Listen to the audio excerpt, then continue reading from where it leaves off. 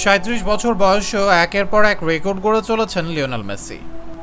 বিশ্বকাপ জয়ী এই আর্জেন্টাইন মাঠে ফিরলেন ২ মাস ২ দিন পর। ইন্টার মায়ামির হিসেবে সেই সময়টা ৩ মাসেরও বেশি। মাঠে ফিরেই দলকে এনে দিলেন দারুণ এক জয়, সাথে গড়লেন একটি রেকর্ডও। কোপা আমেরিকার ৪৮তম আসরে শিরোপা জয়ের অভিযানে নেমে চোটে পড়েছিলেন লিওনেল মেসি। কলম্বিয়ার বিপক্ষে ফাইনালে পাওয়া সেই চোট বেশ ভুগিয়েছে তাকে। বাঁ পায়ের অ্যাঙ্কেলের চোটে ২ মাসের বেশি সময় মাঠের বাইরে থাকতে হয় আর্জেন্টাইন মহাতারকাকে।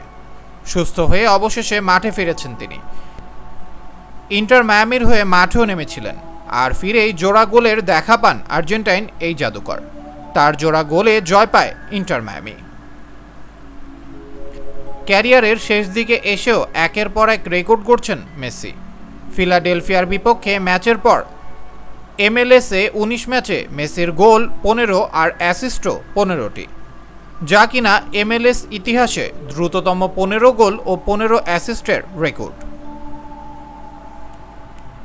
রেকর্ড গড়া প্রত্যাবর্তনের পর প্রতিক্রিয়ায় মেসি বলেছেন, সত্যি কথা বলতে আমি কিছুটা ক্লান্ত।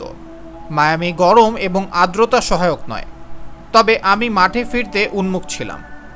মাঠ থেকে দূরে থাকার সময়টা অনেক লম্বা হয়ে গিয়েছিল। মেসি আরও বলেন, ধীরে ধীরে আমি দলের সঙ্গে অনুশীলন শুরু করি এবং ভালো অনুভব করতে থাকি।